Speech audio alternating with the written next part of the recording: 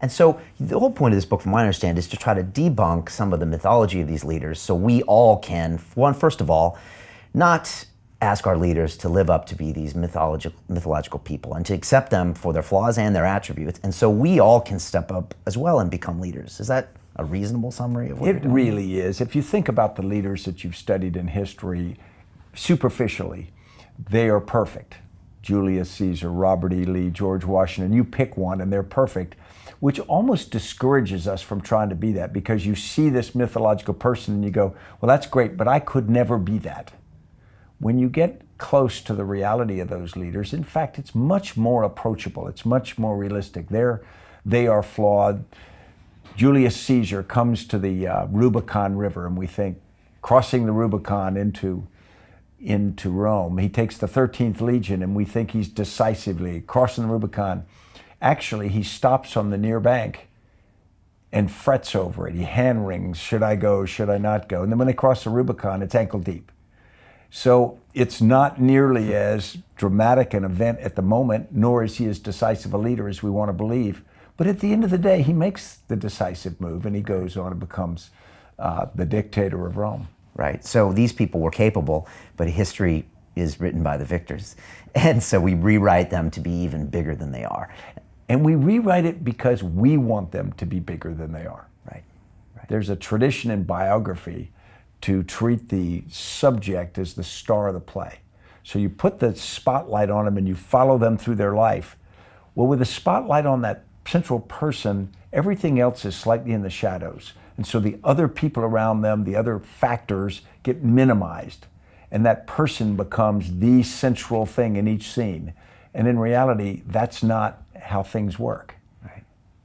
Tell me about your own leadership, because you said something really interesting, I think, on one of the interviews, where you said, I don't even remember events of my own leadership correctly. Yeah. As in, I thought it was this, but when I look back, it was something else. That's very honest. But I wonder if you could expand on that a little bit.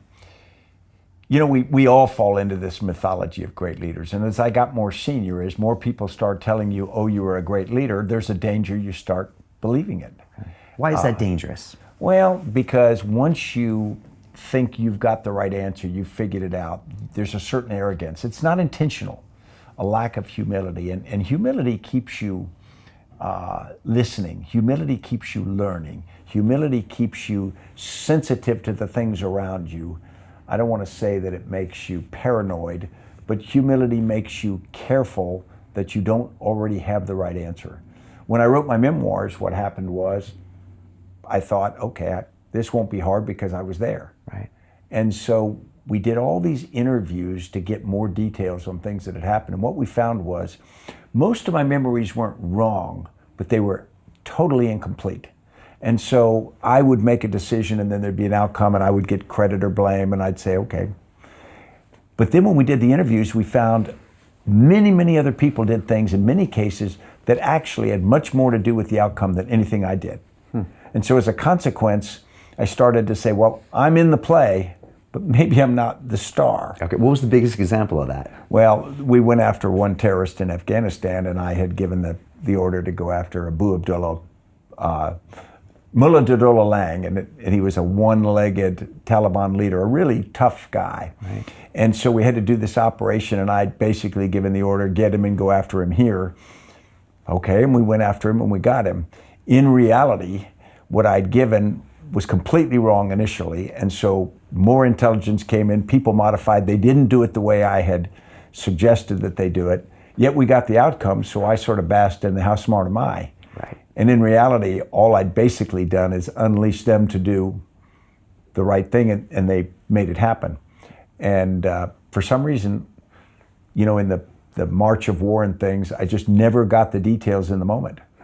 And so, but it's helpful to get it later. Right, but it's also your job to take ownership of the good and the bad for whatever happens. I mean, that's something that you've always done. You have to. And people worry about it. They sometimes don't want to delegate decisions because they're afraid they'll be responsible, or some people, if something goes wrong, they go, well, actually, my people below that did that. There's no point in that. I mean, you just have to accept responsibility because you are responsible. You certainly take the credit when it goes. And so It keeps faith with the people below you just to say, it goes with a position, I accept it. Okay. It's life.